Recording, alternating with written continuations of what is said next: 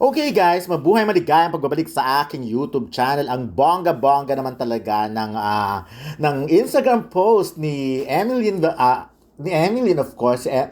Hindi ko alam kung paano bigkasin ng kanyang family name, Viger o Viger. But anyway, yun na nga si Emmy or Emilyn ay girlfriend ni Joshua Garcia at nakikita niyo talagang very open na sila at talagang pinopost na nila ang kanilang mga lambingan moment. Pero nakakatuwa na ang daming nagre-react dito sa post na ito ni Emmy. Emmy na lang tawag natin sa kanya dahil sabi nga nila hindi nila maintindihan. So kasi talaga naman, ayan, hashtag Unans Deki. Abe ma persona. Pinagtrabaho naman talaga ako na isang buwan para lang pumayag ka na mag-dinner tayo no, no? Siyempre, bakit? No, NR replies muna, no reaction replies muna, huyo ka muna. JTM, ko at Notrevi, simple and Sam. So, yun ang mga nakalagay. Of course, pag titignan mo naman, halimbawa lang, katulad nung ito, kung babasahin mo, basta ginugel ano ko pa yan. Pero may mga nakalagay lang dyan. Parang ibig sabihin, ba, surprise with my person, I love you, tapos a lot and our life or a lot in our life. Parang ganon. So, hayaan mo na, hindi naman tayo Basta yun na lang muna. Basta importante may I love you dyan. Of course, alam na natin kung ano yon. So, ayun.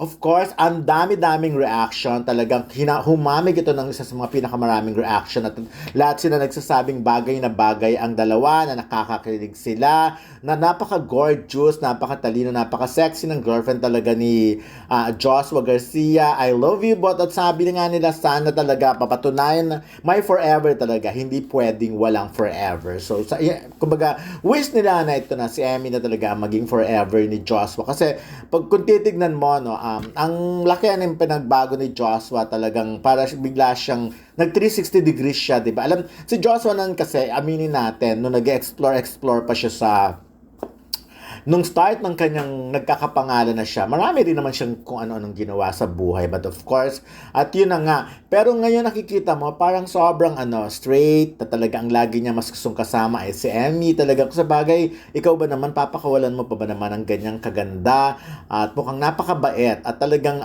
kulturada na jowa. So, sabi nga,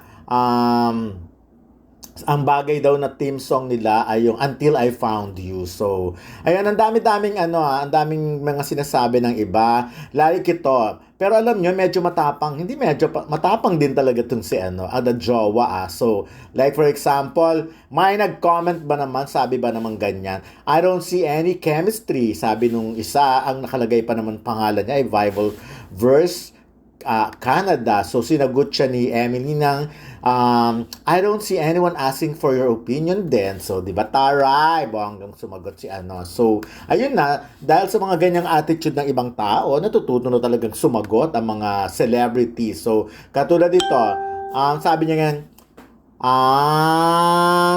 ayun, eto pa, may karugtong pa yun sabi niya, cancel out the noise, especially of those who know nothing about your life. That's why let people assume, yan gano'n. So, may mga gano'n na siyang palaban, sumasagot talaga. So, anyways, ayun na nga, binanatin din siyempre mga fans kung sino man nagsasabi na nun. So katulad niyan, sabing ganyan kasi nga, di ba?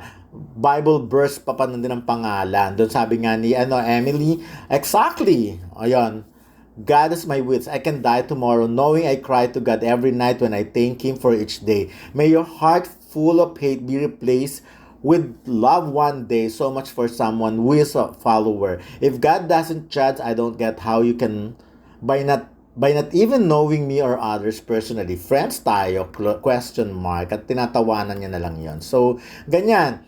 I don't see anyone asking for your opinion.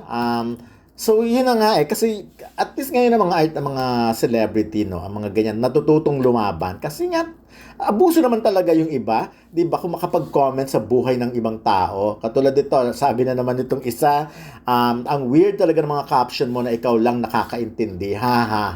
So, sinagot din siya ni Emily na sinabing ganyan, di naman ako public figure, so IG ko, was always for me, haha, wala naman nagbago. If I want to speak in French, then I will. So, ayan. But anyways, ayan, I'm so happy for Joshua. At talagang nakikita ko sobrang bagay sila. At ang dami nilang common denominator. At nag-enjoy sila na magkasama sila. At bagay na bagay physically lahat-lahat. Ang laking tulong nila sa